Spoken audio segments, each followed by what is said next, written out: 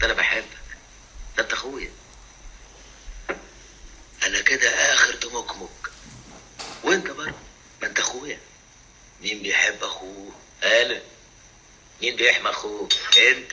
مين ينعل ابوه؟ انا. غلط. ايه؟ امك.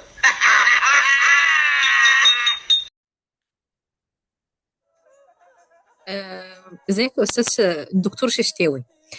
احنا النهارده قررنا ان احنا نغير بقى شويه عن قبل كده. كان معانا دايما الاستاذ عنان. بس قلنا بقى ايه، نطلع بسيزون جديد ونستفيد من خبرات دكتورنا دكتور ششتاوي. موضوع مهم. بس يعني الناس طلبته كتير، وطبعا اول لما الناس عرفت ان معانا دكتور ششتاوي قلنا يبقى هو ده الموضوع اللي لازم نبدأ بيه. أهلا وسهلا بيكي وبجمهورك جميعا، وأنا تحت خدمتكم. اتفضلي حضرتك. طيب، احنا متشكرين طبعا لوقتك، والموضوع اللي احنا نتكلم فيه بقى هو أصحاب المصلحة. يعني آه اول حاجه طبعا، لان احنا لما نقول مصلحه اعتقد ان اغلب الناس يقول لك مصلحه دي حاجه وحشه او حاجه حلوه. فخلينا نبدا باول حاجه كده. يعني ايه مصلحه؟ وهل هياها مصلحه هو ان انا اطلب طلب، ولا في فرق ما بينهم؟ طيب، خلينا نبدأ الأول من الكلمة اللي قلتيها بتاعت أصدقاء أو أصحاب المصلحة. بالظبط. إحنا ما نقدرش نسمي الناس اللي موجودين في حياتنا من أجل المصلحة إن هم أصدقاء. دول مش أصدقاء الحقيقة، دول أعداء، دول انتهازيين. دول وجودهم مرتبط بوجود مصلحة شخصية تخصهم هم فقط، وأي حاجة تانية تخص الآخرين أو تخصك شخصيا هم مش موجودين فيها. يبقى هم اه. كده مش أصدقاء، لأن ده مش تعريف اوكي. الصديق. بالظبط. ده هنبدأ نقول عليه عدو، دخيل، امم. طفيلي، داخل الحياة من أجل win lose situation، هو يستفيد واللي قدامه يخسر. نو.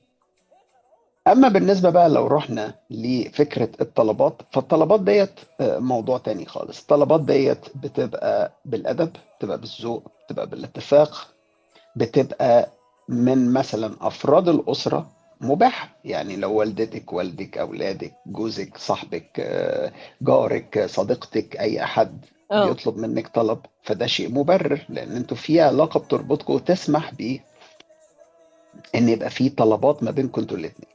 حتى ولو ما فيش هات وخد، يعني لو الشخص ده بيطلب اكثر مما بيعطي مفيش مشاكل، لانه اه. والدك.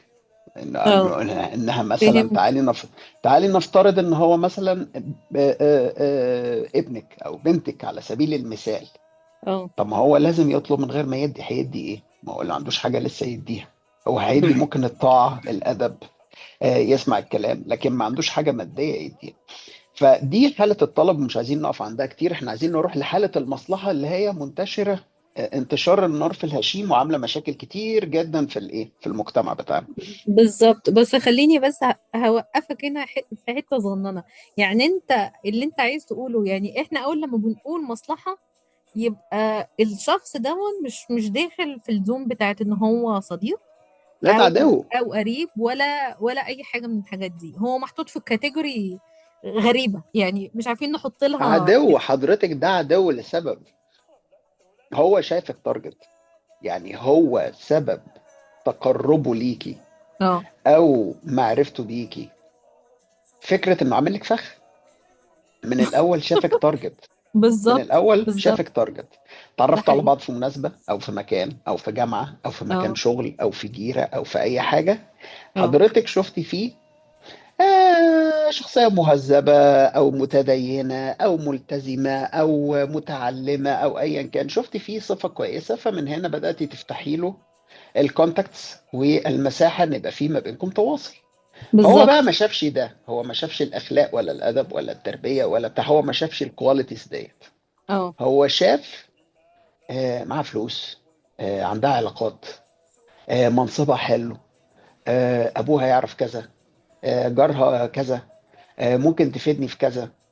شايله موبايل شكله كذا، راكبه عربيه كذا، هو شاف حاجه تانية، شاف حاجه ماديه هيستغلها في المستقبل. في حين ان انت بدأت العلاقة بناء على انك شايفة حاجة اخلاقية مزيفة، امم. هو بيتباهى بيها قدام الناس اه. عشان يوقع الضحايا بتوعه. اوكي. اوكي. وصلت يا فندم؟ اتفضلي. ده حلو حلو التعريف ده هلا يعني. طبعا بتكلمي مع دكتور يا متخصص. والله يا دكتور ششتاوي، يعني مش عارفين من غيرك كنا عملنا ايه بصراحة. هتضيعوا بس مش مشكلة. العلاقة بيننا ما فيهاش مصالح، احنا اصدقاء بجد. اتفضلي حضرتك. آه، بس يعني انا عجبتني الحتة اللي انت قلتها، ان هو يعني اولا هو بيختارك زي ما بيقولوا كده ايه كفريسة. هدف، ليك سمات معينة هتعود عليه بالنفع فيما بعد، فخلاص احنا بنبدأ ننشئ العلاقة دي، ودايما هم اللي هيبادروا بإنشاء العلاقة دي أيا كانت ايه، وان هو يبقى عنده عين كمان ان هو يبقى عايز مصلحة منك، صح؟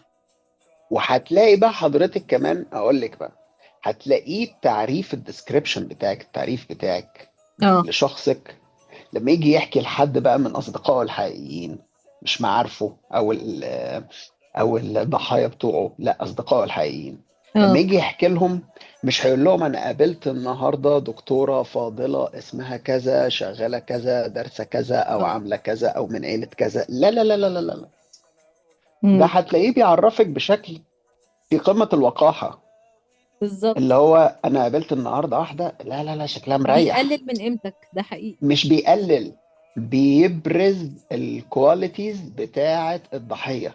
لا شكلها مريح، معاها قرشين، اه. دي جايه من اوكي. اوكي. عيله اوكي. كذا. يا اوكي. عم ده فهمت. شفت الشنطه اللي شايلاها، ده انا اعرف الهدف اه واحده. الهدف اه ده من اخوها معرفة الشخص. فلان، ده امم. ابوها علان، دي شغاله مع فلان. فهتلاقي هو ده التعريف بتاعه، يعني لما هيجي يتكلم عليكي هيقوم قايل امم. انت عارف دي مين؟ دي ده حقيقي. مديرة مكتب وزير كذا، او اه. مديرة مكتب رئيس مجلس إدارة شركة كذا، او اه. المساعدة مثلا، او السي او بتاعت شركة كذا. مش بالظبط. هيجي يقول ان ديت شخصية متعلمة او بنت ناس او متربية او مثقفة، او مش هيجي يبرز ده، هو هيجي يبرز الحتة اللي اصلا عملت له اتراكت، اللي المدخل. جذبته، اه. اه. للشخصية. فهيبقى هو ده التعريف الاوتوماتيك اللي بيقوله.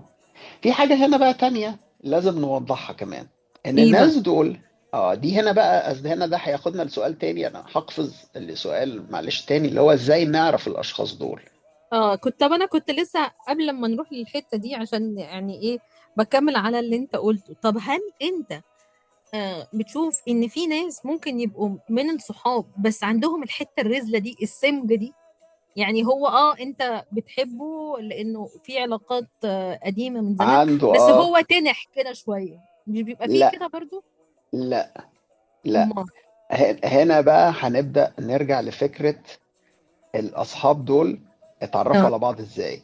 يعني امم. مثلا لو انتوا كنتوا في مدرسة واحدة، اه. وقاعدين في تختة واحدة زي ما بيتقال، او ديسك واحد، اه. او مع بعض في نفس الفصل، اه. فخلاص انتوا في بيئة حضنتكم وحطيتكم مع بعض، او في النادي وبتلعبوا في فريق واحد، او والدتك ووالدتها اصدقاء، مم. فانتوا طلعتوا بالعافيه اصحاب، لان طول الوقت ايه، والدتك بتزور والدتها، فانت بتروحي تلعبي معاها غصب عنك وكده، فبقيتوا في قالب حطكم مع بعض. اوكي. ماشي. ده تصنيف ممكن يقول الصداقة أولا، ثم المصلحة اللي هي إيه، طبع بقى ويغلب اه. التطبع ثانيا. أما مم. إحنا هنا بنتكلم موضوعا عن أشخاص آخرين، أشخاص اللي هم بيدخلوا حياتنا اه. من خلال علاقات أخرى، أو من مجال مم. العمل أو الدراسة أو كذا، بهدف التارجت، يعني ما كانش اه. فيه رابط اه. صداقة أصلا أو بيئة في اوكي. الأول تربطنا ببعض. اوكي. طب حلو ان انت ايه حددت وفصلت في النقطة دي، عشان بناء عليه نكمل الكلام بتاعنا. انت كنت بتقول نعرفهم ازاي، صح؟ نعرفهم إزاي؟ في بقى علامات وسمات كتيرة جدا، أسهلهم عشان بس نبسط الموضوع للناس، مم. بيبقى عامل زي النصاب بيخش يفرش. فهو بيبقى داخل من الأول، الشخص ده أو الشخصية ديت بيظهر الحاجات المادية الشلو اللي هي بالنسبة له تعني أكثر بكثير من الأشياء مم. الأخلاقية أو المعنوية. اوكي. فيقوم داخل على طول عليكي رسمة اللي هو إيه ده؟ هو أنت بتروحي مراسي؟ ده احنا عندنا هناك فيلا برضو في مراسي، ده انا عمتي شاريه هناك، انت ما تعرفيش عمتي دي شاريه كذا كذا كذا في السخنه، بالظبط. وعملت كذا في الجونه، وجوز بنت خالتي اللي هو فلاني، وبين جوز بنت عمة مش عارف مين رجل اه. الاعمال الفلاني. فهو داخل اصلا يرمي الشباك. هو اه. ليه هو مش مضطر ان هو يعمل ده، مم. لكن مم. هو مم. ليه بيعمل ده؟ مش منظرة، ده رمي شباك. ايوه، عشان ياخد الفريسة فعلا.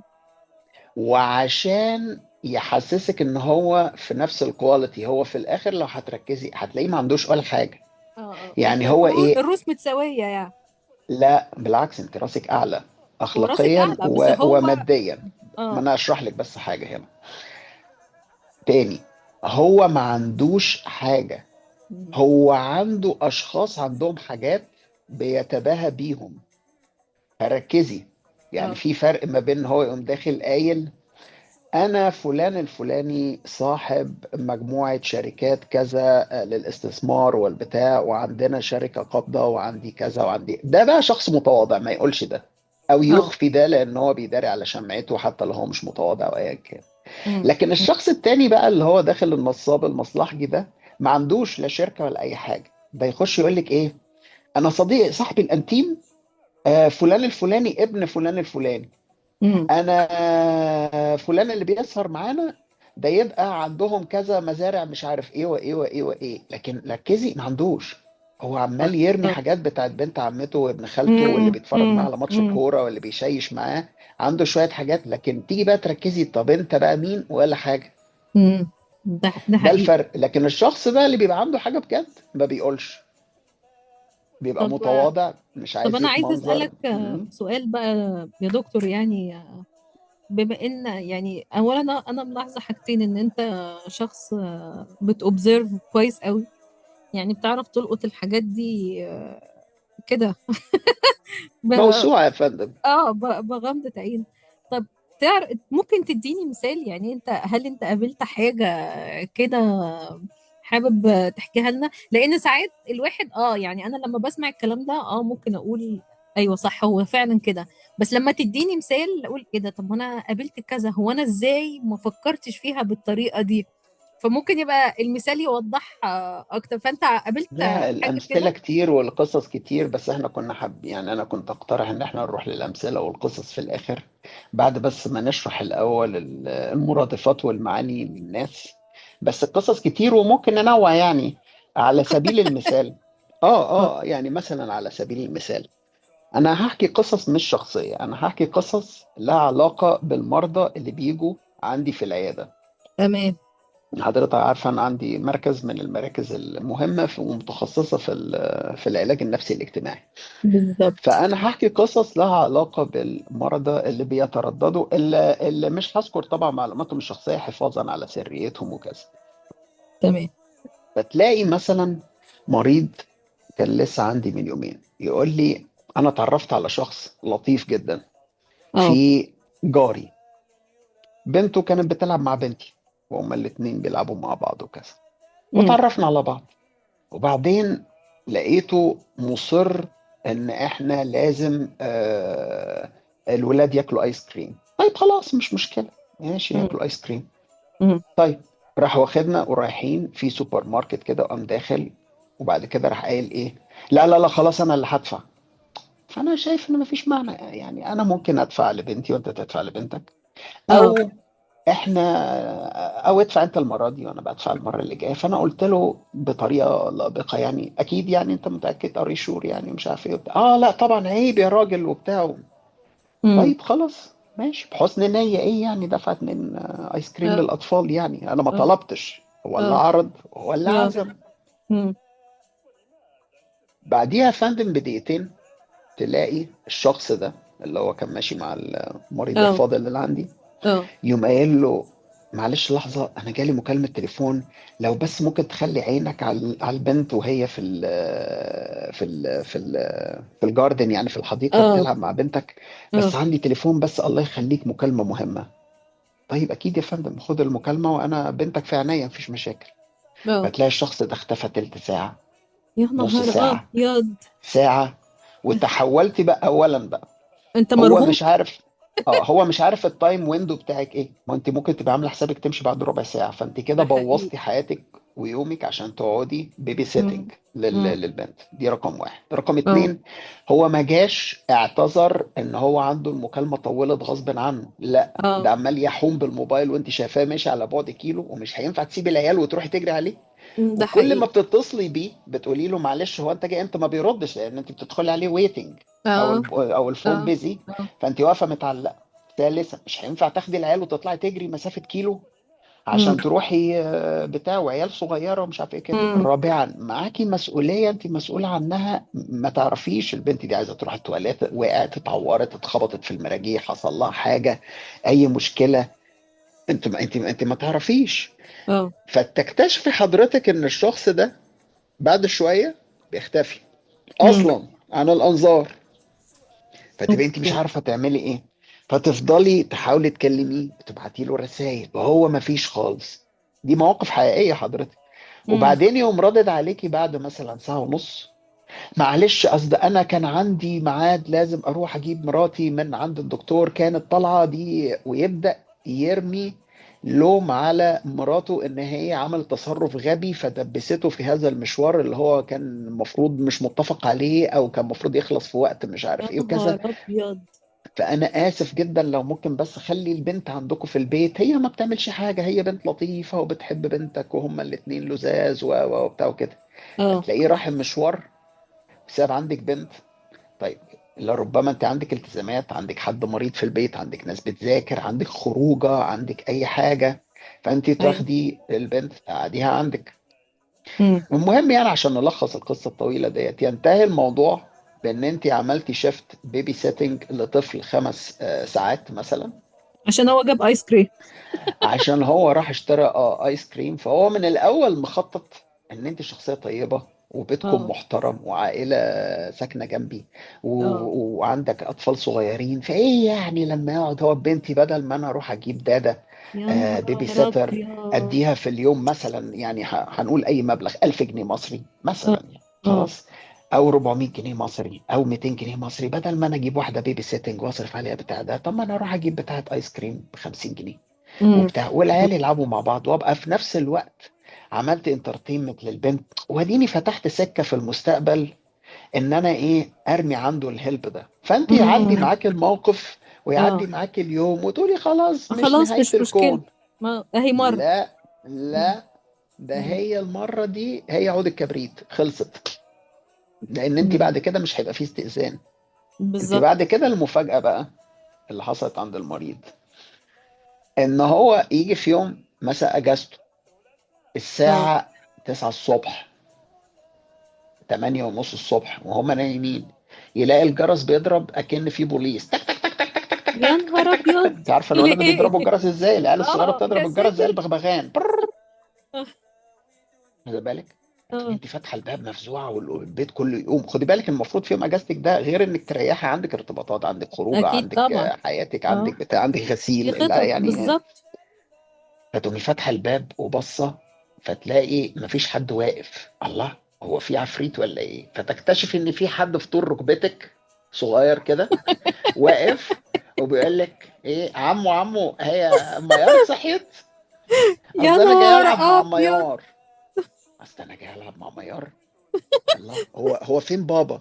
بالظبط. انت بابا مين يا واد؟ بابا لا بابا جابني وقال لي العبي مع ميار لحد ما يرجع. خدي بالك ايه كلمة اوكي. يرجع. طب والله دي فانت قلة ادب. استني بس ده، فتقوم انت متصله ببابا ما يردش طبعا لانه هو عامل كمين.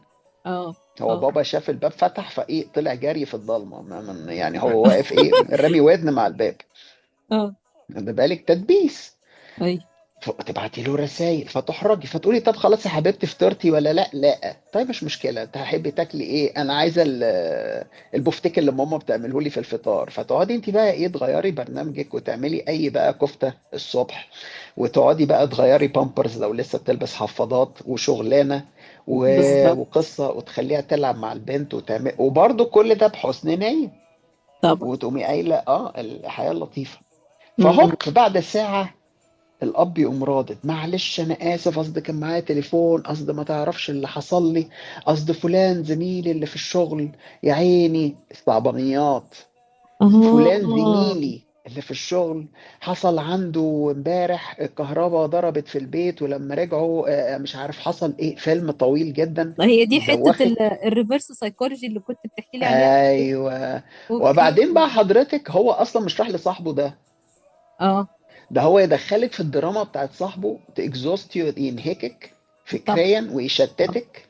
وتنسى اصلا و الهدف آه الاساسي من المكالمة. قنبلة دخان. مم. وتقعدي انت تتوهي، فتقولي له طب خلاص مش مشكلة عادي، بنت. اقول لك معلش، ما هي البنت كمان بتحب تلعب مع البنوتة. فتقوم انت قايلة ايه؟ طب يعني تحاولي تعملي صائد حد، يعني يعني حائط صد. فتقوم قايله له: مم.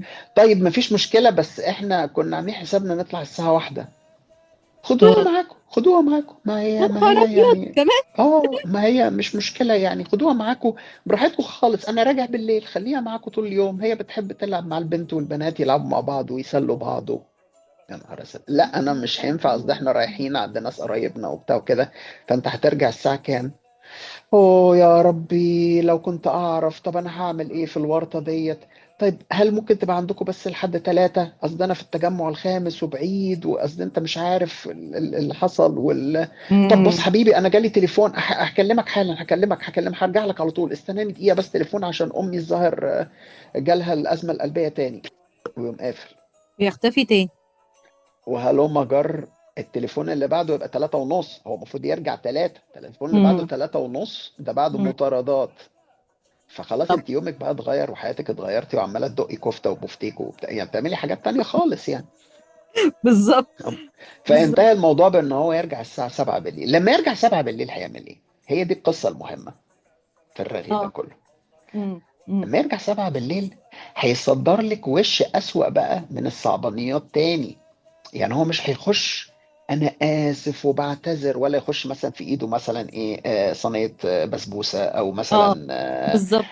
كارت معايده. لا لا لا لا لا لا لا. اه. يخش بصعبانيات وش الدراما. هو قضى يوم لطيف واتفسح وخرج اه. وزقطط وبتاع، مم. يخش بقى الوش اللي هو الصعب خالص. يا ساتر.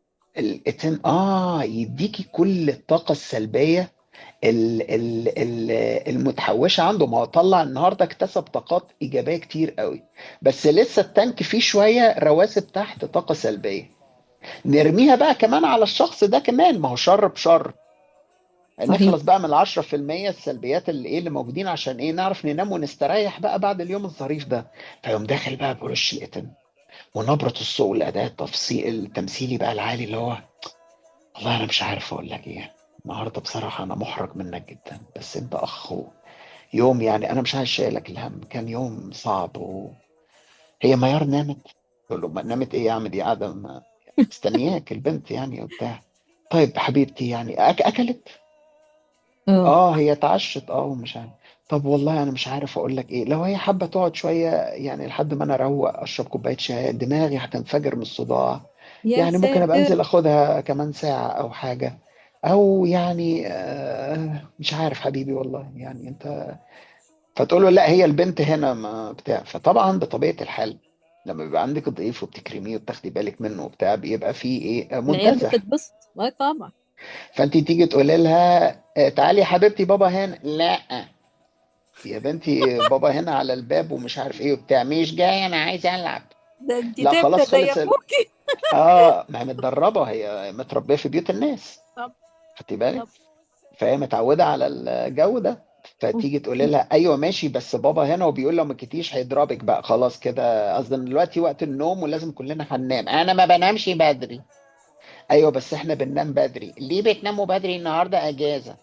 فيبدأ حوار بتاع طفلة بتجري عندك في البيت ورا القطة اللي عندكم مثلا، وبتشد ديلها وبتقرفها او ايا كان ده عامل زي الليمبي.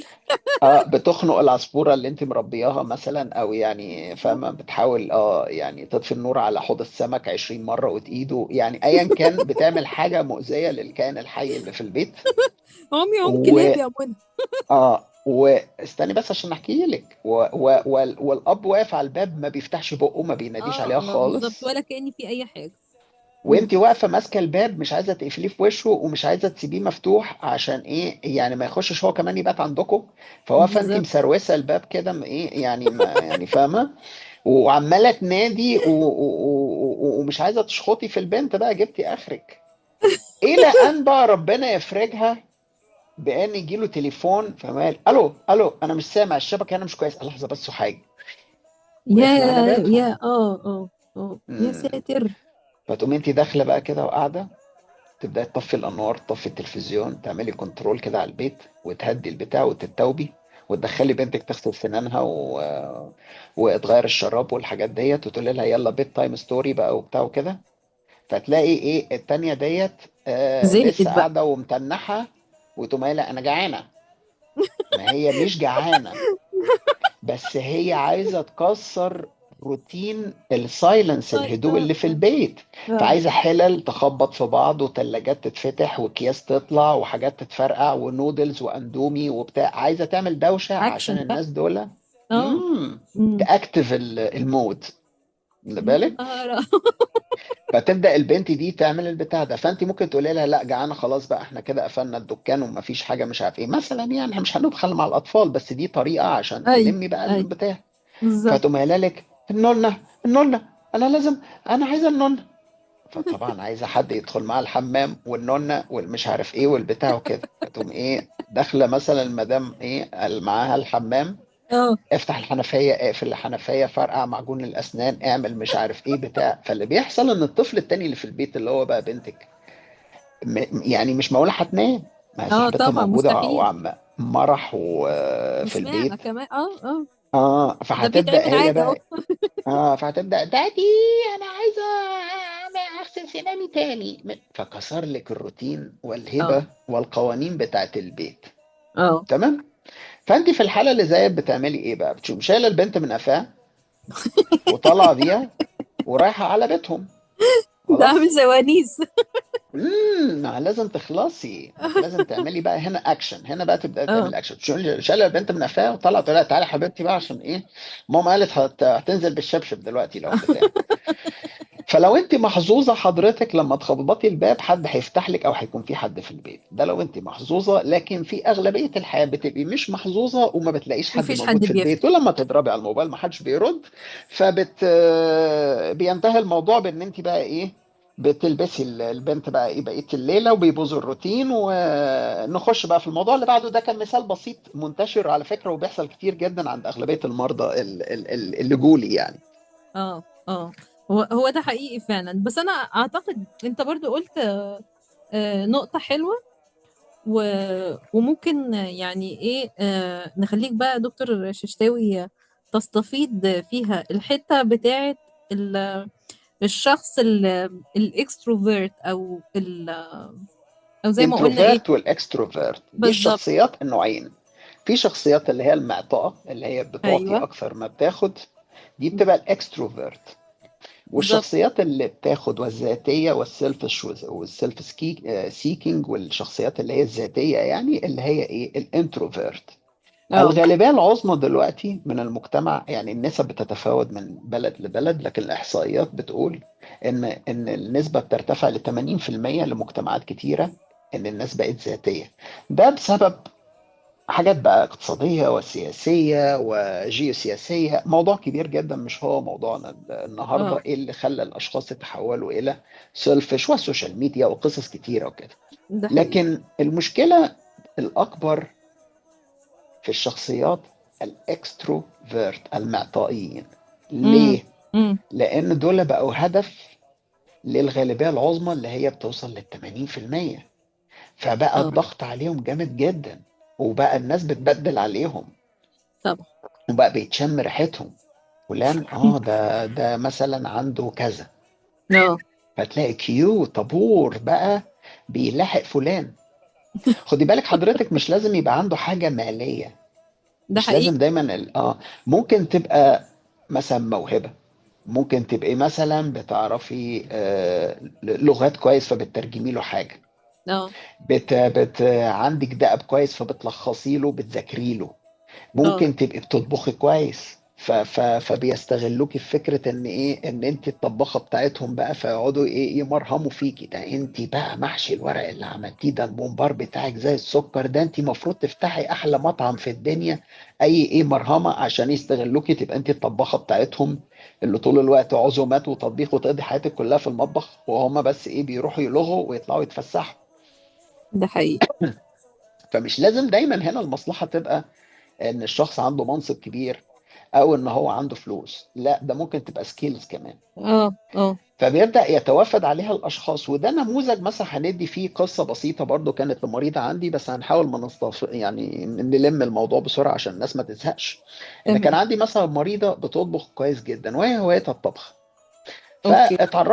فتعرفت على واحدة من جنسية أخرى من ضيوفنا اللي عايشين في مصر بدون ذكر بلدها يعني مع احترامنا. اه فتعلمت منها شوية طبخات من المطبخ المختلف بتاعهم، دولة من دول الشام يعني. اه تمام.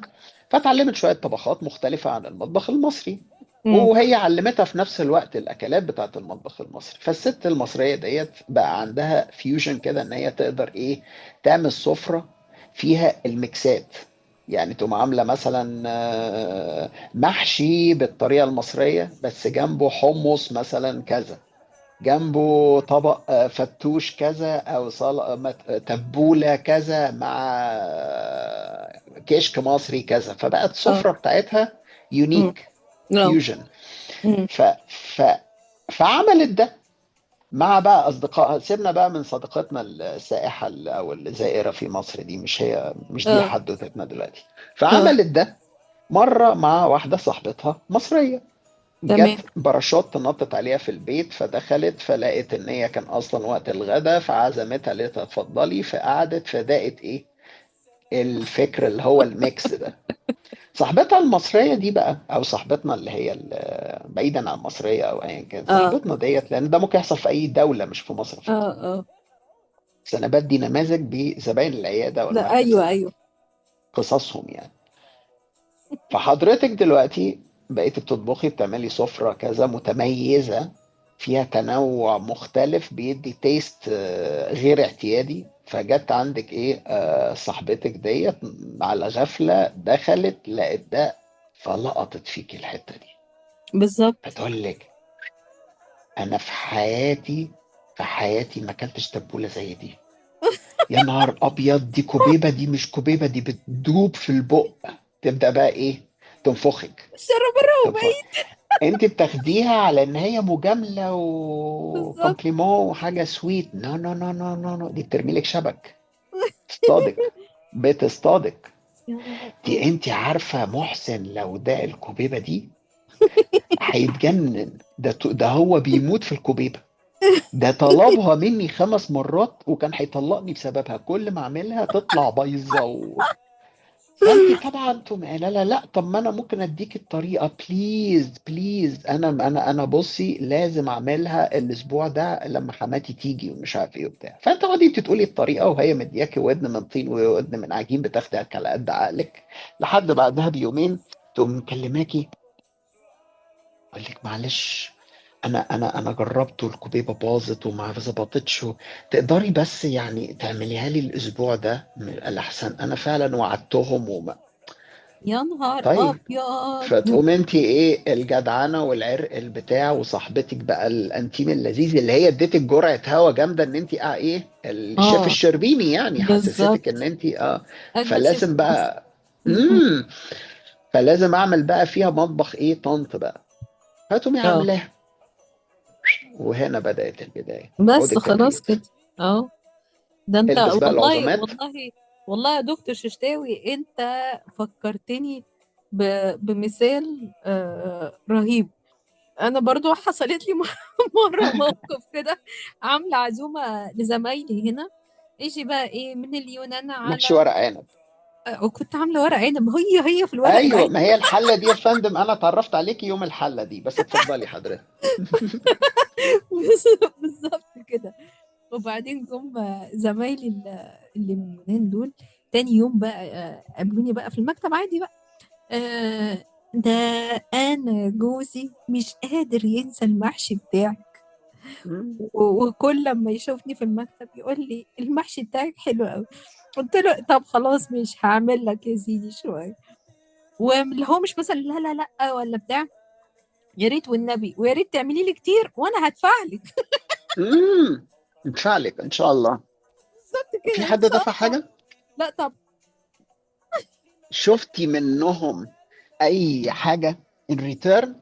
لا طيب، شفتي حاجه غير الابريشيشن اللي هي لا المجامله؟ لا لا. اذا هي علاقه مصلحه مش علاقه صداقه. صحيح صحيح. هنا تترجم كده على طول. هل م- جت في اي يوم من الايام اتصلت بيكي وراحت قايله لك اخبارك ايه؟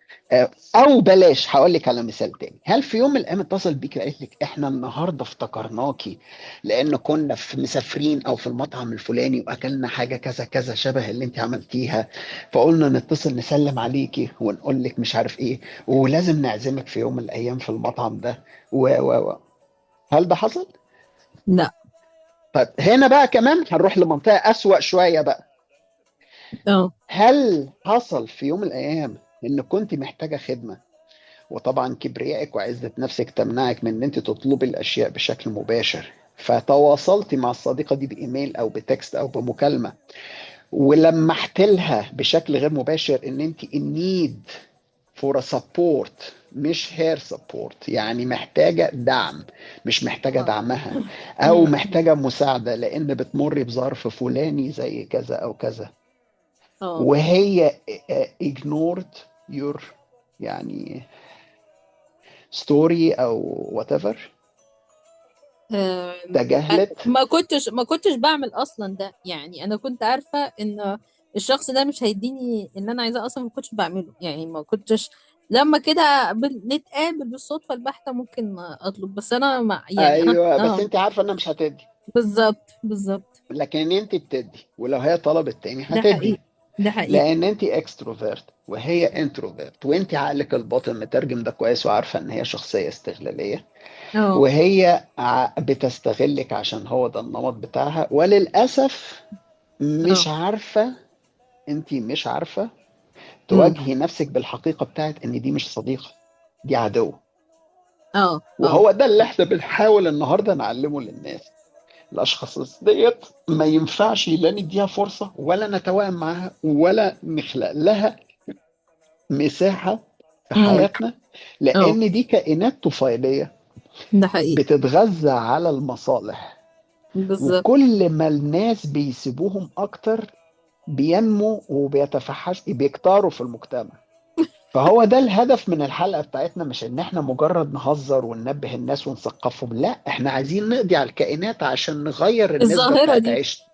80 بالظبط. 20 ديت، تنزل على الاقل 50 50، فيبقى في بالانس. ده حقيقي. لكن بالطريقة دي مش هيبقى في وعي خالص، وهتبقى الناس مستسلمة للضحايا والاستنزاف. بالظبط هدي كده. حضرتك مثال يعني زي عشان الناس تفهم احنا بنحاول نعمل ايه. خلينا نقول مثال هيبقى قريب للناس. تخيل ان انت رحت تطلع شهادة مخالفات لعربية انت راكنها بقالها سنة، فلقيت عليها مخالفات 100,000 جنيه، فانت سكت. امم اه فخلاص غيرك هيجي له 100 وغيرك هيجي له 100 وغيرك هيجي له 100 وغيره هيجي له 150، وهيبقى هو ده النظام. هنا ما بنقصدش حاجة على المرور تحديدا، احنا بندي مثال كده عام مثال يعني اه اه من اه الخيال. اه لكن لو انت عملت ابيل او معارضة اه. وقدمت طلب ومش عارف ايه وخفضوا لك المخالفات، واكتشفت ان فيهم جزء طلع خطأ بدون عمد، ايوه. خلاص، اه طالع خطأ ومش عارف ايه وبتاع، فبالطريقه دي الناس هتبدا تنتبه. ليه؟ لان انت بتحط لود على الجهاز القضائي ان هو يراجع وان هو يعمل، والجهاز بتاع السجلات وبتاع، فهتبدا الناس تظبط الشغل اكتر وتنتبه اكتر، فهتقلل الضرر اللي بيقع على الطرفين وهتصلح المنظومه. لكن اه. فكره اللي هو الاستسلام ده لا، هتلاقي دائما في مشكلة بتحصل، زي اللي عنده حنفية بتنقط فبيستسلم، بتبدأ تسرسب فبيستسلم لحد ما ايه بتتفتح فتغرق البيت، وبعد كده يضطر يغير عفش البيت والأرضيات وممكن يعمل له ماس كهرباء، وممكن يودي بحياة اللي عايشين في خطر وحاجات كده. فهي دي الفكرة، احنا بنحاول نقفل الظاهرة الطفيلية ديت بان احنا نقضي عليهم، الناس تنتبه ليهم، وفي ده الاخر حقيقي. الحلقة هنقول تتعاملوا معاهم ازاي. بس نكمل بقى. بالظبط كده.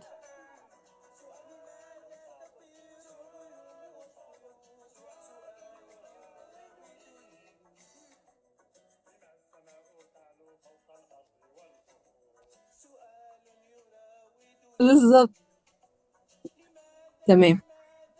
اوكي، فاحنا الغرض ان احنا نقضي على الظاهرة دي في الحلقة بتاعتنا ان شاء الله. وطبعا دكتور جشتاوي هيدينا بقى الخلاصة بتاعت نتعامل ازاي مع ال- الظاهرة دي، ان احنا نعرف نقضي عليها. طيب احنا كده طبعا. على الاكستروفيرت والانتروفيرت. وكان في من النقط اللي كنا بنتكلم مع بعض عليها، اللي هو حتة بقى ايه الفرق ما بين المجتمع الغربي والمجتمع الشرقي بالعادات والتقاليد، وازاي ده ممكن يدي مساحة ان المصلحة تبقى اكتر او اقل. جميل قوي. هي طبعا المجتمعات الغربية مش عايزين يعني نوصفها بأن هي مجتمعات فاضلة بالنسبة للمجتمعات الشرقية، وأنا ضد التعميم بشكل عام، لكن الميزة في الكثير من المجتمعات الغربية، وهنا اه. بنقصد أوروبا الغربية اه. وأمريكا اه. أكثر من أوروبا الشرقية وآسيا، اه. ولو أن آسيا برضو فيها الموضوع ده بنسبة كبيرة. امم. آه، فيها نمط حياة وروتين مختلف عن النمط اللي موجود عندنا يعني اه. بطبيعة الحال. فهتلاقي حضرتك مثلا ان في سلوكيات ممكن بالنسبة لنا تبقى عجيبة جدا، لكن هي عندهم عادية جدا. يعني مثلا على سبيل المثال هنخش في فكرة، ده مثال جانبي بس هيربط مع موضوعنا. هنخش اه. مثلا في فكرة ألمانيا. اه. هتلاقي ان طبيعي، او انجلترا تلاقي، او فرنسا تلاقي ان طبيعي جدا مثلا حضرتك طالعه من الشغل معاكي واحده زميلتك، رايحين انتوا الاثنين في البريك تشربوا قهوه، فكل واحد بيدفع لنفسه لان هو اصلا بيطلب بنفسه، بيجي على الكاشير بنفسه وخلاص. مفيش حاجه بالظبط. اسمها تشرب ايه، اجيب اه. لك معايا. ده اه. مش بخل، بس هو ده النظام. افرضي ان انت مثلا بتحبي تصرفي في القهوة وتاكلي جنبها ديزرت وتعملي مش عارف ايه وبتاع، فانت عايزة تخشي تحطي مبلغ. افرضي ان الشخص التاني ملوش قوي في القهوة، او هو شارب قبل كده، او واكل او شبه، عايز ياخد حاجة صغيرة، فليه هو يستحمل تكلفة طلباتك الكتيرة وهو داخل ياخد شوت قهوة بالظبط. صغير، اه. والعكس. مم. وفي نفس الوقت ليه اصلا واحد يدفع للتاني؟ احنا اصلا زمايل في الشغل، مش اتنين طالعين يعني رانديفو. فالموضوع يعني ان هو ده الطبيعي، فهو ده نمط الحياة الطبيعي. كل اه. واحد بيخش يشيل الصينية بتاعته، ياخد الحاجات بتاعته، يخش على الكاشير ويحاسب لنفسه. مفيش حاجة اسمها ها اجيب لك ايه معايا، هات بس هات انا هدفع انا، خلاص يا اخي خليها عليا المرة دي وانت المرة الجاية. يعني الخناقات دي كلها بتاعت الكرم والجدعنة ديت صفات لذيذة جدا، لكن هي مش موجودة في مجتمعنا، وملهاش مبرر غير ان بيبقى شخص عايز يرد جميلة لشخص، او هو كريم بطبعه فعايز يعني يكرم الشخص ده لوقته اللي بيقضيه معاه.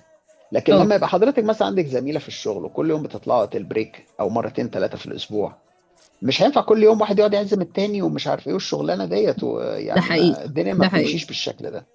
فهنا احنا ليه بنحكي القصة ديت؟ لأن القصة ديت بتبدأ تعمل شوية حواجز وتحط شكل كده في نمط الحياة. هنقدر نقول المجتمعات ديت مثلا ستريت فورورد أكتر مننا شوية. اه.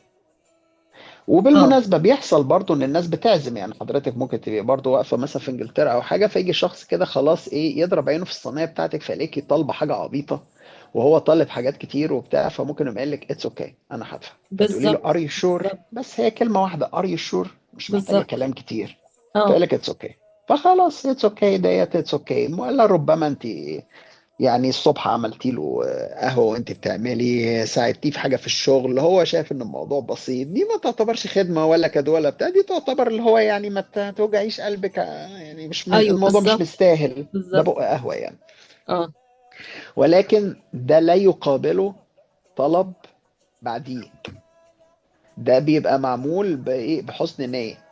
ده حقيقي. ده بيعمل بقى مساحة ان هو ما بيبقاش فيه الجريس اريا، يعني الجري اريا ديت بتنتهي.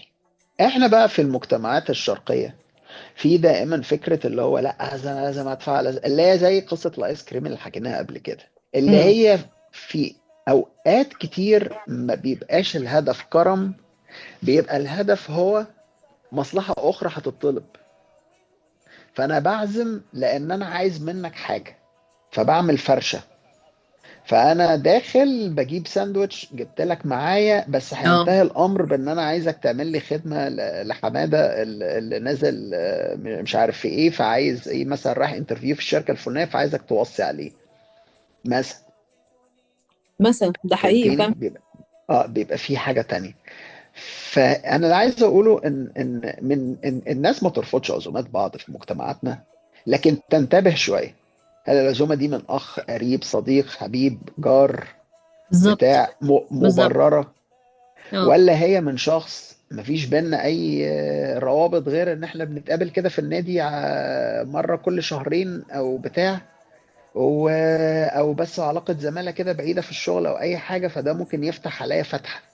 ففي الحالات اللي هي الشخصيات اللي هي العجيبة ديت، لا تتخيل ان اللي قدامك ده بيقدر كواليتيز بتاعتك، وان هو اه عايز يابريشيت يعني التايم توجذر، فان هو عايز يعزمك، لا. هنا ابدأ تحسس مسدسك على طول، اعرف ان الشخص ده بيدبر لك، لربما يكون بيدبر لك مصيدة، لربما. ده فابدأ حقيقي. كده انتبه، انتبه هو ليه اصلا يعني بيبادر بعزومة في حاجة، لان احنا اصلا مش متواعدين نطلع مع بعض. اه. اه. ده انا اه. ماشي، اتقابلت معاه في المول او في النادي او في بتاع، اهلا ازيك عامل ايه مش عارف ايه، ما شفتكش من فتره، تيجي نشرب حاجه، او ما تيجي نقعد هنا، طب نتكلم شويه، انت وراك حاجه، انا فاضي ساعه، انا فاضي بتاع، طيب يقوم داخل هيموت، لا والله العظيم انا اللي دافع، والله انا اللي مش عارف ايه، لا. ماشي، في اوقات كتيره دي ممكن تبقى بتحصل عشان ايه، الحاجه بسيطه، بس لما تلاقي الموضوع مبالغ فيه وفي طلبات كتير اه. وحلويات وقصص وكده، ابدأ حس كده ان الشخص ده يعني عايز حاجة، بالظبط. لان بالظبط. مش ده للأسف الطبيعي. طيب هنا هيجي سؤال مهم، هتقولي اه. طب هو حضرتك مش ممكن يكون الصح الصديق اللي بيبادر ده ممكن يكون شخصية اكستروفيرت وهي دي طبيعته؟ قال لك لا، اوكي. الشخصيات الاكستروفيرت مش ماشية توزع حسنات وكرم على الأشخاص، هما بيعملوا ده لما بيطلب منهم او لما بيشوفوا موقف محتاجين يتدخلوا فيه، ده موقف حقيقي. عام او موقف انساني او موقف بتاع، فهم بيبقوا ايه دايما الفرسان بيتقدموا، او بيعملوه في تشانلز خيريه ما بينهم وما بين ربنا، وما حدش بيعرف عنها حاجه، جمعيات خيريه، تبرعات، مش عارف ايه بتاع، بتبقى دي طبيعتهم بيطلعوا فيها ايه، الطاقه الايجابيه المعطاء دي. الجيده اللي عندهم، بالظبط. المعطاء. آه لكن ما بيبقوش ماشيين كده ايه الا بقى لو هما كمان شخصيات عايزه تتمنظر، يعني في شخصيات بقى بتحب تتمنظر، وده موضوع تاني ممكن ابقى اعمله، اللي هو حلقات المنظره والوجاهه بالظبط. دي امراض نفسيه تانية ممكن نبقى نتكلم فيها. فهو اللي انا عايز اقوله، بدايه معرفتك بالشخص اللي هو اصلا بيبقى عامل لك كمين ده، عشان نرجع لنقطتنا الرئيسيه، بيبادر دايما ان هو يعمل الفرشه اللي هي بتاعت النصاب، ان هو لازم يفرش بحاجه ايوه بالظبط كده. عشان يكسر عينك، فيبقى له مبرر ان هو يطلب 10 حاجات تانيين اكبر. اه. انت الازمه فين يا فكرتني. فندم؟ اتفضلي. انت معلش انا هقطعك يعني يا دكتور لا بس. قطع انا. بس انا افتكرت موقف برضو. آه، وانا هنا برضو كان عندي واحده زميلتي، بغض النظر يعني عن الجنسيه. كانت كل يوم الصبح تيجي وتروح جايبه لي يا كيك يا قهوه يا مش عارفه ايه، بس لازم تجيب حاجه معاها كل يوم تشتريها مخصوص عشاني يعني. مم. ف فانا اول مره قلت اه دي حاجه لطيفه وبتاع وشكرا. اللي بعده تمام، اللي بعده بدأت بعد كده انا I'm not comfortable يعني. الطريقة دي ليها هدف، يعني هو في غاية ايه انا لسه مش عارفاها. بس طالما يعني كانت زايد عن حدها، كنت حاسة ان هي هو الهدف هيجي امتى انا مش عارفة، مم. وهل انا هقدر اقدمه ولا لا، ده موضوع تاني. فلقيت نفسي بقطع علاقتي بيها تماما، لانه انا اه مش مرتاحة بالطريقة دي. تمام. فده اللي هنا خلاني هنا افتكر هنا دلوقتي اللي انت بقى بتقوله. هنا بقى كان في طريقة ممكن تبقى افضل شويه من قطعان العلاقه. قطعان العلاقه ده بيحصل كتير متكرر. في ناس اه كتيره بتهرب في الحالات اللي زي ديت لان عايزه توقفي ماسوره الضخ اللي هي عماله تعملها، اللي هي بتحط عليكي لود. بالظبط بالظبط. فانت هنا بقى كان في طرق تانية وحيل تانية بتبقى اظرف شويه. ان انت تاني مره انت بتقومي جايبه لها حاجه. اه تمام. فهي انت عرفتي خلاص هي جابت لك كرواسون، فانت بتقومي جايبه لها باتيه مثلا. هي جابت لك شوكولاتايه بالفستق فانت جبت لها شوكولاتايه بالبندق مثلا، احنا بندي اي مثال. هي جابت لك كوبايه قهوه فانت بتجيب لها كوبايه شاي. اه فبالطريقه ديت انت ايه يعني حاسه ان انتوا الاثنين ايكوال، او ان انت بتصدي اللي هي جايباه ده بشكل لائق. فتقوم قايله لها اوه ده جميل جدا it's very kind from you بتاع، بس انا بصراحه مقلله السكريات لان ده عشان بعمل دايت.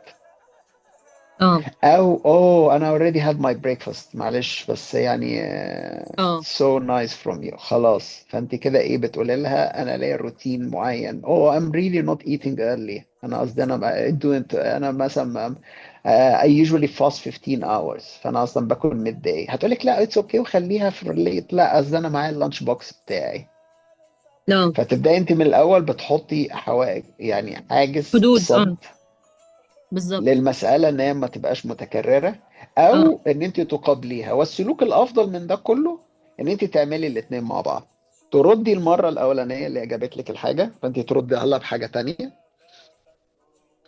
وتبقى في نفس الكاتيجوري ما تبالغيش. انا هي كنت بعمل جابت لك كده، حاجة. كنت برد الاول، بعدين حسيت انه تو ماتش، ده ارهاق عليا يعني. أيوه ما هي لازم تبقى في نفس الكاتيجوري. يعني هي جابت قهوة أنت تجيبي لها قهوة أو شاي. ما تروحيش أنت اه حضرتك تقومي شارية لها غدا. غلط. ده مش كرم. ده كده ده غلط. ده حقيقي. اه. او وفي نفس الوقت لما تيجي هي المره اللي جايه تعزم تقوم انت لا لا لا خلاص اصل انا معايا الغدا بتاعي. اصل انا اوريدي شربت قهوه مقلله كافيين. لا اصل دلوقتي ما باكلش سكريات عشان رايحه لدكتور السنان اي كلام. فكده اوكي. تبقي قفلتي الجاب بتاع اه اللي هو ان احنا نكرر المساله لان هي 100% عايزه حاجه. هي بتفرش وداخله وعايزه طبعا حاجه. بالظبط بالظبط. وهتبقى طبعا حاجه مرتبطه بالشغل ومصلحه الشغل. ده حقيقي. وده هنا ياخدنا لموضوع في غاية الأهمية، وهو فكرة المصلحة في علاقات الشغل ومديرين الانتهازيين يا نهار والموظفين ابيض. المتسلقين. طبعا العصفورة. ده انا مم. اتقرصت قرص من العصفورة ده. بس آه. في مصر مش هنا الحمد لله.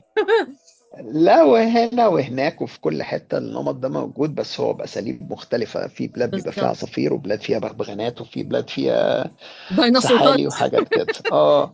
فهي بتبقى موجودة وبتاع. فعشان برضو نخش في الجزئية ديت سريعا هنتكلم عن نمط الموظف ونمط المدير. في مدير انتهازي بطبعه بيحب ينتهز التيم بتاعه ويستغلهم عشان ياخد كل الكريدت لنفسه.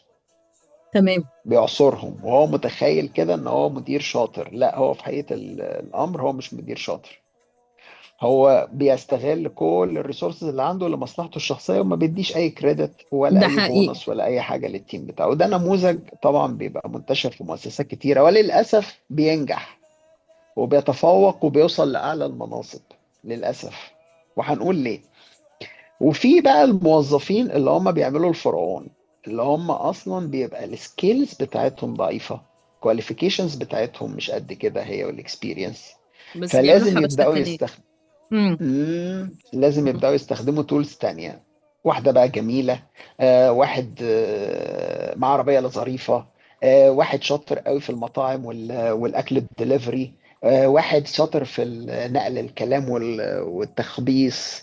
واحدة كذا وهلم جر. فيبدأوا يدخلوا إيه حوالين المدير ويرموا امم. يعني يفرشوا إمكانياتهم. ده حقيقي. والمدير بقى الشاطر في الشر هو اللي بيبدأ يوظف الحاجات ديت، فيبدأ يجيبها لك بالشياكة. ايه ده، انت قاعدة كل يوم بتاكلي حاجات ريحتها حلوة ده ايه ده اللي بتاكليه ده، كافيار ده ولا ايه كده؟ فيبدأ هو ايه يعني يشمشم. فانت اه. تقولي له ده سيمون انا بعمله في البيت، سيمون في ايه، مع مش عارف ايه ده كمان، ده ممنوع ده هنا يتاكل في الشغل، سيمون في ايه ده احنا كده يعني نتسطل، لا ما انت لازم تجيبي قطمه بقى يا اما يعني هديكي جزء. ايوه تقوم ايوه حضرتك ايوه. تاني يوم رايحه عامله له بقى حاجه جامده جدا. حلة سيمون في مي. مثلا خد بالك. فيبدا بقى بالايه بالاسلوب ده، ودي حصلت لناس طول الوقت. فيبدا من هنا ارضاء ضعفك في الخبرة، ان امم. انا بعوض ده بحاجة تانية، تقربي من الشخص صاحب القرار اللي هو بيقيمني، وفي نفس الوقت هو بيستغلني وبياخد ايه حاجة من الامكانيات الموجودة عندي عشان انسان طفس ورخيص. اه بالظبط. بالظبط. هنيجي بقى النقطة في غاية الأهمية. شخصيات بقى الاكستروفيرت في مجال العمل مكروه. ليه؟ ليه لأنها بقى؟ لا تعطي الأشياء التي يسعى إليها المدير الفاسد. المدير الفاسد امم. عايز ايه؟ عايز حد يطبله، عايز، ها. ايوه، وعايز معلومات وعايز خبص وعايز نقل كلام وعايز حاجات من دي. تمام. لكن الشخص الاكستروفيرت مش عايز ده في مكان الشغل.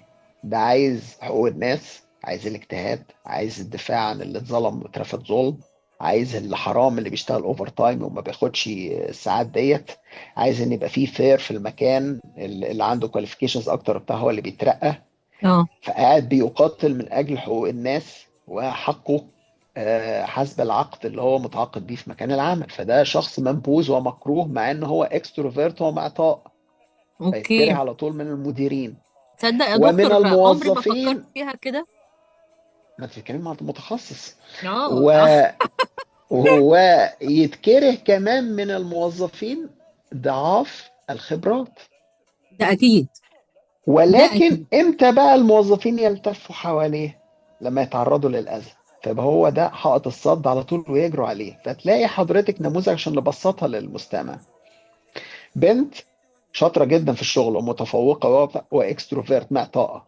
وبنت تانية ما عندهاش سكيلز وكذا غير ان هي بس جميلة، واللبس والحركات والهزار والضحك ونقل الكلام ومش عارف ايه وكذا، وانتروفيرت جدا. هتلاقي البنت المعطاءة لحمارة الشغل ديت بيستغلوها وما بيدوهاش اي حاجه، لكن التانية ديت بتخرج وتروح ويجوا ويعملوا وياكلوا وبتاع، وممكن تبقى بتاخد حوافز وترقى وهي بتشتغل ربع الشغل. لكن وانس ان تتعرض لمشكله، هتلاقيها اول حاجه بتعملها انها بتجري على البنت المنبوذه تقول لها انقذيني، شفت عملوا فيا ايه وبتاع، وهتروح لها بقى بستايل مش الشيك اللذيذ البرفيوم الكعب، لا لا لا لا، هتروح لها وهي منعكشه ومش غاسله وشها وشعرها منكوش ومعيطه طول الليل عشان الصعبانيات. خدي بالك دايما من قصه الصعبانيات دي، لان الايموشنال لاين is very effective tool عند الناس ديت، ده حقيقي. بيستخدموها ده ليتلونوا. حقيقي. ده حقيقي. فتقوم داخله فاهمه عليكي الداخله، عارفه ان دي هتقطعك من جوه، اه. الصعبانيات. فتبداي مم. انت تتولي القضيه بتاعتها، تروحي تكلم المدير وازاي بالظبط. وبتاع وليه تعملوا لها كذا فانت طبعا شخصيه فارس معطاء، انسان اصول مبادئ. امم. فيتحول الموضوع لريفنج، ان المدير يقوم ايه، يتحداك انت وينسى الموضوع بتاع هيحطه في البنت، دماغك. ده حقيقي. ويومين ثلاثة يحتاج للمصلحة اللي هو كان بياخدها منها تاني، حلة المحشي اللي هي كانت بتعملها أو أيا كان اللي كانت بتعمله له، امم. امم. فيتصافى معاها تاني. ولما امم. يتصافى معاها هتروح هي تقول له دي كانت بتحرضني عليك لما كنا متضايقين، دي كانت مش عارف ايه، ايوه. دي إيه إيه إيه إيه. فانتهى الموضوع بيه انت الغلبانه المثاليه بتاعت المبادئ اللي كنت بتدافع عنها، اللي كنت اصلا حمارة شغل وقاعده في حالك، ممكن تترفدي وتاخدي جزء بسبب الشخصيه اللي ما عندهاش خبره ومش كواليفايد وكذا، اللي انت كنت بتدافع عن حريتها، ليبقى الفساد في المنظومه الاداريه ويبعد ويخرج الأكفاء من جواها. وده على فكرة في كل دول العالم. النموذج ده موجود في اكبر والشركات الكوربريت اللي بنعمل لهم كونسلتيشن وغيره. طول اه. الوقت ده نموذج موجود. طيب، هنا طيب. السؤال المهم قبل ما ننسى، هيجي المستمع يقوم قايل طب نعمل ايه؟ نبقى شخصيات انتروفيرت عشان ما نترفدش، ولا نبقى شخصيات ايه؟ ده السؤال المهم. لا، مش مطلوب منك ان انت تبقى عصفورة وانتروفيرت، ولا الصح ان انت تبقى اكستروفيرت مع الغرباء اللي هم ما كانوش معاك في نفس التيم. يعني لو عنصر في التيم بتاعك اشتغلوا مع بعض اه. اكستروفيرت او جيد، او انت عارف ان البرفورمانس بتاعه كويس، خش ودافع. لكن لو هو شخص انت عارف ان هو اصلا لا يستحق، وما كانش معاك في نفس التيم ولا الصف ولا اي حاجه، ووقع في الموقف ده، ينقذ نفسه بنفسه. انا ماليش دعوه، دي مش ندالة، ده ما يخصكش، لان هو اه. اصلا مش من الفريق بتاعك. مهم. وهنا الفريق ما نقصدش التيم وورك بتاع الشغل، هنا نقصد الفريق يعني ايه، اللي هو الانترو والاكسترو. يعني انا بنتكلم عن الفرق بالشكل ده، هو اصلا مش من المجموعه بتاعتك، مش من الناس اوكي. المثاليين، فانت داخل بتدافع عن واحد غير مثالي مجرد عشان انت مثالي. لا، انت كده عندك مشكله، انت مش مثالي، انت كده عبيط. انت طيب. مالكش دعوه. طب يا دكتور ششتاوي، عشان ايه وقت الحلقة، ايه الوقت ما يسحبش مننا، عايزين نختمها بقى بان انت كنت قايل لي ايه، انا شايل لك مفاجأة كده في الاخر، والخلطة السحرية. ده آه. اهم سؤال بقى، كيف يتصدى الاشخاص الاكستروفيرت للاشخاص الانتروفيرت، او الاشخاص المعطائيين يعني، خلينا نقول للاشخاص الانتهازيين. دي بالظبط. بقى ايه، خلطة مهمة جدا. امم. وهندي اكتر من مثال. حضرتك يبقى عندك آلة دفع اوتوماتيكية امم. ناحية الناس دول، بطلبات خارج الصندوق وتعجيزية، وتبقى جاهزة. أول حاجة لازم تعلمي على الشخص، يعني تبقي عارفة خلاص إن الشخصية ديت هي امم. وجودها في امم. حياتي من أجل المصلحة. اه. الرقم اتنين، توقفي حتة المشاعر خالص، ما يبقاش في أي مستقبلات مشاعر، لأن هما زي ما قلنا بيجيدوا الدخلات المؤثرة. الايموشنال. اه. امم. شفت اللي حصل معايا، اصل امبارح كذا، ده انا طول الليل ما نمتش، ده كنت في العناية المركزة. يعني هو لازم ايه، يخش دراما عشان يدغدغ مشاعرك، فانت تقفلي اصلا المنطقة دي خالص، ما اي. تسمعيش للكلام فيها، تفوتي. امم. تمام. هيخش امم. هو عليكي الدخلة اللي هو بليز بليز، انا بس والله عندي طلب ومكسوف مش عارف ايه وبتاع. اسكتي خالص، ما تعلقيش، ما تقوليش اي رياكشن، لان لما بتقولي اي رياكشن طبيعي، ده بيحفزه اكتر ان هو يخش. بمعنى، انا بس عندك دقيقه، انا كنت عايز اتكلم معاكي، بس عايز اقول لك طلب، فتقولي له اه عينيا اتفضل. لا لا، مفيش لا عينيا ولا اتفضل ولا حاضر. صامت ابو الهول. اه. ده هيربكه، وهيخليه يلخص ويبطل ال- اللوك اللي هو بيعمله ده. اوكي. و... كده. هيخش مم. بالطلب بتاعه. هيقول لك لو بكره بس المحاضره الفلانيه لو تكتبيها لي وتعملي مش عارف ايه وبتاع، عشان انا ما عملتش الاساينمنت، فممكن تعمليه، لان انا قصدي اخويا في المستشفى ورايح مش عارف ايه اي كلام. اه. فتقوم انت هنا، انت طبعا متاكده ان شخصيه انتهازيه، وعارفه ان هو الموقف ده يعني متكرر، وعارفه ان انت امم. ايه يعني فتقوم انت هنا مفاجاه بطلب مباشر وتعجيزي. تقوم قايله له اه انت عايز نعمل لك المحاضرة والبتاع وكذا طيب ماشي، اهم حاجة ذكر البط بقى، ما تنساش. انا يعني انا محتاجة ذكر بط في الموضوع ده. فهو طبعا بالظبط. لما يقول لك، على فكرة الموضوع ده كل المرضى عندي جربوه فهو قال لك انا ما بهزرش، قول له انا ما بهزرش، انا عايز ذكر بط. لازم تبقى حاجة خارج الصندوق، فاهمة كده، بالظبط. بالظبط. صادمة. وما فقال لك اه، يعني ايه اللي هي ذكر بط، تخض. قولي له ايوه. هو ده كربط، وتجيبه صاحي ونشوفه قدامنا قبل ما يتذبح ونوزنه ونتأكد. فلو تمام، انا اعمل لك موضوع محاضرة. لو مش عايز اكتب محاضرات على الفاضي، ما انا عايز اتغذى. طبعا انت لا تفصى ولا عايزه ده كربط، لكن ده بيحط له حاجز ان هو انا اه. كشفتك يا حلو، والعب غيرها وما تجيش هنا تاني. بالظبط كده. فبتحطي له حاجة تعجيزية جدا جدا جدا، على سبيل المثال مثلا كان عندي مريض من يومين اه. وعمل حاجة شبه كده. جاره اتصل بيه الصبح قال له انا عندي مشكله، متاخر على الشغل، ولما نزلت ببص على العربيه لقيت السايس الغبي ده في عربيه قفلت عليا ومش عارف اطلع، وحتى مش هعرف اخد اوبر لان عندي كذا مشوار، فلو تديني عربيتك النهارده. شفتي البجاحه؟ عايز يا تلف عربيه نهار صديق. ابيض، راح عربيه! رد راح رد عليه، راح قال له بص، فطيره مشلتته سخنه بالسمنه البلدي اتحط قدامي دلوقتي بالظبط. كده على طول. اه، اللي هو ايه، فراح رجل نمله يتيمه. ايوه، فراح قايل له يا عم انا ما بهزرش، انا عندي اجتماع ومش عارف ايه بتاع. قال له انا ما بهزرش، انا جعان بقالي 3 ايام ما اكلتش. على اوكي. طول كده. ما لا، هو لازم مدد. تقابلي لازم تقابلي المخطط بمخطط اه. سخرية امم. وتعجيز يقفل السكة. حاجة ما اوكي. يعرفش يجيبها، اه. وبعدين هو بيعلي انت بتعلي. يعني هو يعلي عليك ازاي؟ مالك؟ اصل انا لازم اروح الشغل دلوقتي، انا لو ما اروحش دلوقتي هترفد. وانا ميت يا من عم الجوع انا بقالي ما 3 ايام. 3 ايام ما فيش لقمه دخلت معدتي، تلاجتي فاضيه، ما عندناش اكل في البيت، العيال قاعدين هيموتوا هم كمان. فهمتي؟ انت كل ده تكنيك، انت اه، بتقلبي بقى ريفرس سايكولوجي عليه هو. بالظبط. فيقول لك طب خلاص انا مش عارفه انت بتهزر، طب ماشي يا عم شكرا خلاص انا بقى مع السلامه، ماشي مع السلامه. مع السلامه، بالظبط.